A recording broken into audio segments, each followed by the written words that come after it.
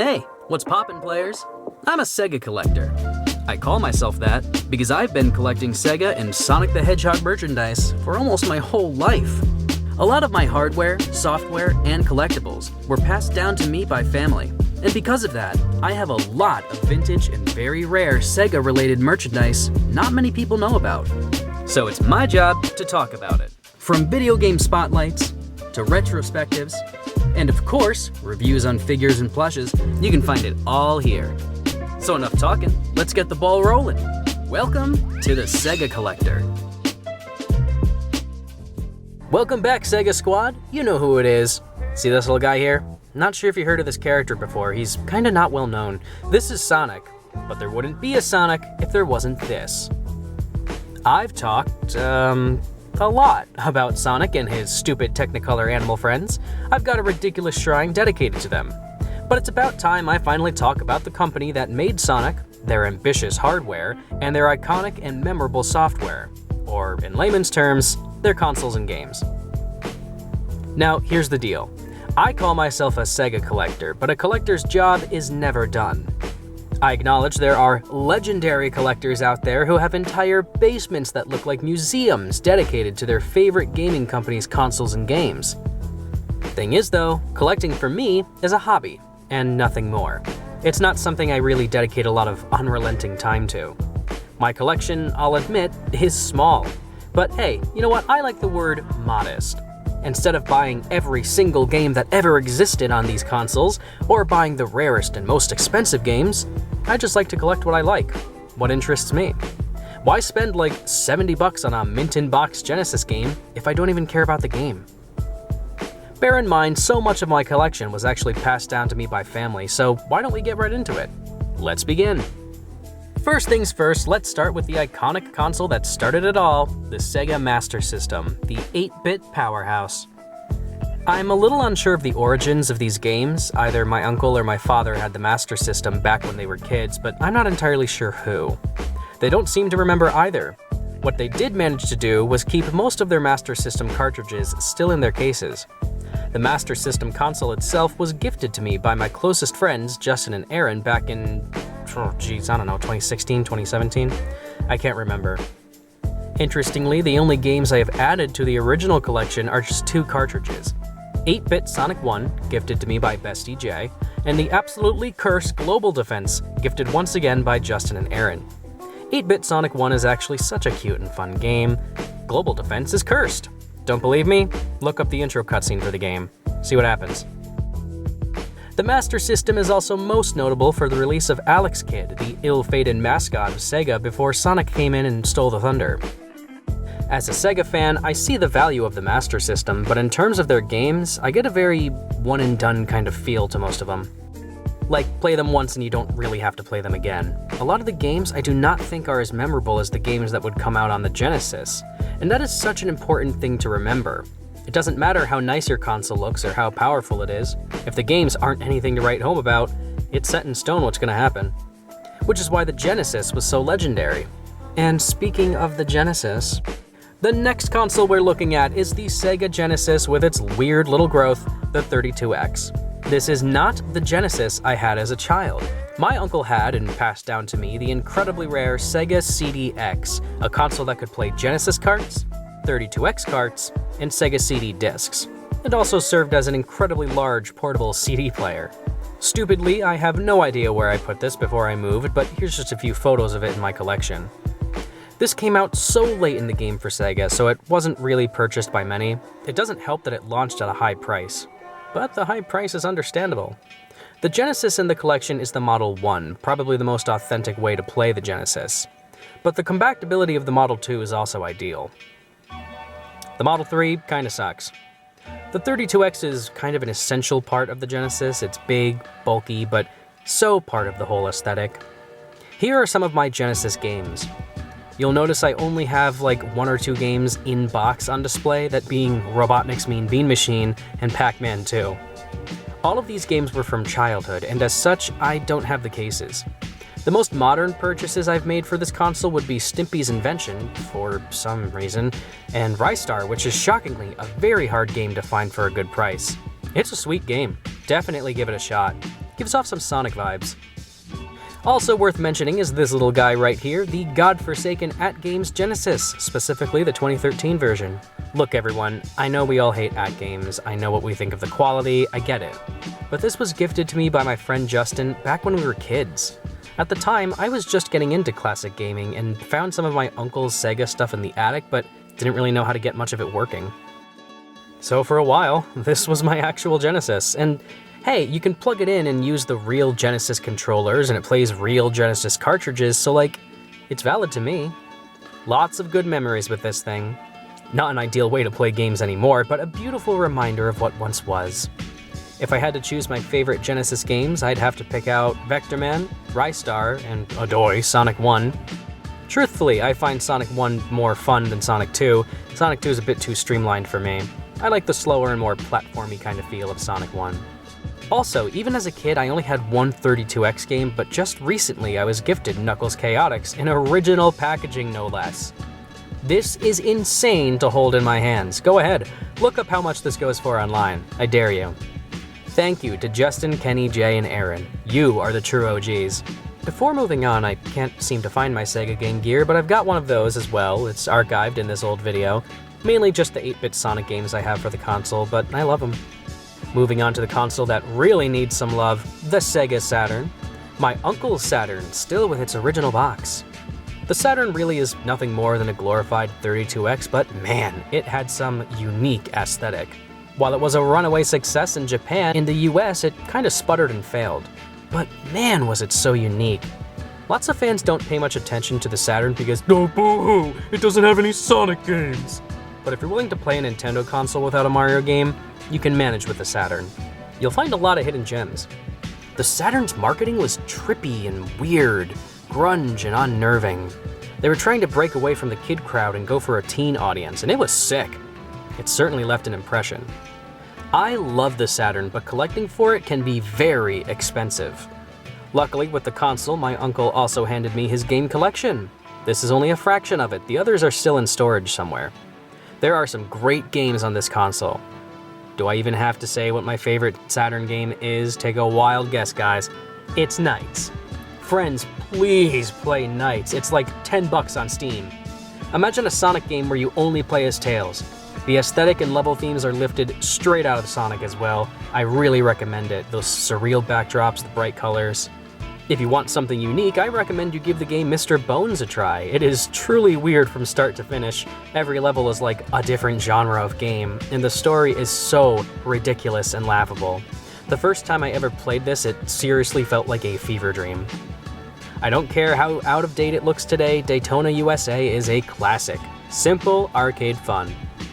Of course, I have Sonic Jam, Sonic R, and Sonic 3D. Can I say something taboo? Guys, 3D Blast on the Genesis is not a good game. However, 3D Blast on the Saturn is an experience. Give it a try. It has different weather effects, it has better graphics, it controls better with the 3D controller, and it has an entirely new soundtrack that is simply gorgeous. Yes, it's essentially the same game, but it has a new coat of paint, which makes a difference. Let me leave you with this beautiful track before we move on.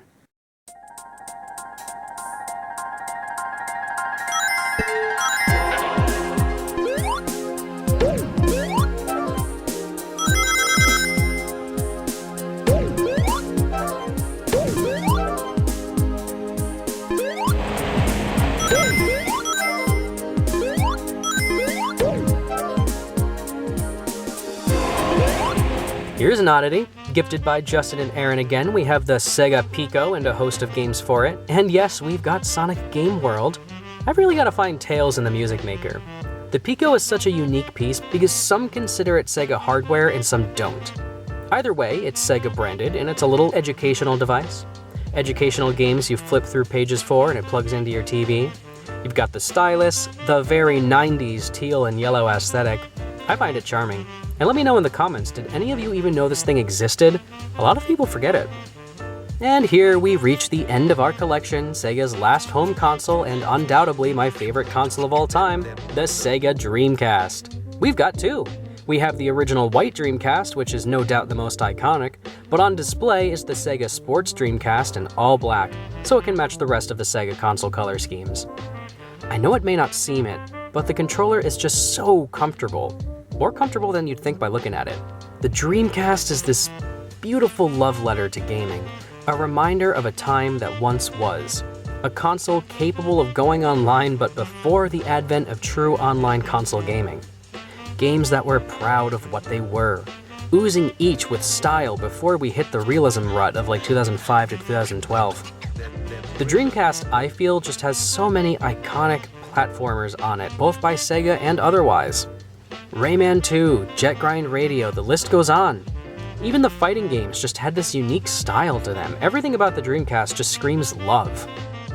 Do I even have to talk about the Sonic Adventure games? Adventure 1 and 2 are just so loved and changed the series forever, for better or for worse.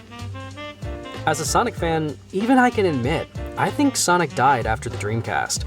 Sure, there are some enjoyable things in all of the Sonic games to have come out afterwards, even in the worst ones, but there was so much love, passion, and energy in these games that I have yet to find anywhere else in the series. One of the last games to come out on the Dreamcast was actually a collection of Genesis games, to kind of show where it all began. And I don't know, I find that almost bittersweet. At the time, the writing was on the wall. Sega wasn't going to make it as a console developer. They were going to go bankrupt if they kept trying. And I could sit here all day and sing the console's praises, but let's not forget that after Sega burned fans and gamers with consoles that just could not live up to expectations or even last longer than 2 years, the world lost faith in the Sega brand. They weren't going to listen to Sega because consoles like the PS2 were on the way. The world was moving on, and Sega was trying to gather back an audience that had already began to walk out the door. In a sad way, it's almost like they were doomed from the start. Yet Sega persevered anyway and gave us unforgettable games. And I know I've already mentioned some of these, but I'm gonna again. Jet Grind Radio is one of the most early 2000 games I've ever played. The gameplay is tight and challenging, the music is god tier, and the style is oozing with personality and charm. For simple arcade fun, Crazy Taxi is where it's at. To me, it plays just like the arcade cabinets themselves. The Offspring really encapsulates when this game came out, and the game handles like a dream. Space Channel 5, admittedly not one of my favorite games simply because I just don't like rhythm games, but I can see the allure of the series. Same goes for Samba de Amigo, which made its release on the Dreamcast. It's got charm, it's got style, and it's certainly fun. I love the characters, but yeah, rhythm games just aren't for me personally. Now Shenmue, this one I understand. This is the game to get for the Dreamcast. This was very much a pioneer of lifelike, realistic games. To a T, and to a fault. And while modern games of today, like even some of the best from the Metal Gear series, have managed to showcase incredible storylines in video games, I think a lot of that praise should be given back to Shenmue. This game was so cinematic and so real. Did you know back when it was coming out, trailers for this game played in movie theaters? Yeah, it was that cinematic. Thankfully, the world has not forgotten Shenmue. It is still beloved to this very day. A while ago, I made a video, which nobody watched, haha, stating I was going to do a retrospective on some of my favorite Sega games. Yeah, that never happened because no one cared. But in the trailer for the video, I actually didn't write a script. I just read the manual to Sega Smash Pack for the Sega Dreamcast. Why? Because Sega Smash Pack was one of the last Dreamcast games made. It's not rare or anything, just notable as one of the lasts. And in the manual is an entire page or two, a little note from Sega. Sega could see the writing on the wall by 2001. The Dreamcast was dying, it was time to go. But instead of ditching the console, they gave us one last little gift. A collection of the games that started it all. A collection of what Sega truly was. And the manual left us with this bittersweet message. Allow me to play that old video now.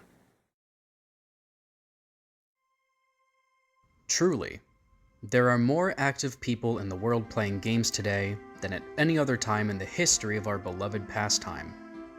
And while many claim to know what gaming is all about, most have just recently jumped onto the bandwagon of the world's most dynamic form of entertainment. Thus, as we enter new realms of hands-on experience with video games, true 3D graphics, blazing frame rates, we often find ourselves missing something. Strangely, that something can be hard to identify or describe. The games of today are undoubtedly brilliant works of art created through a combination of ridiculously long hours, daily dedication, and teams of highly skilled artists, designers, programmers, and producers. But amid all this advancement, things are sometimes forgotten.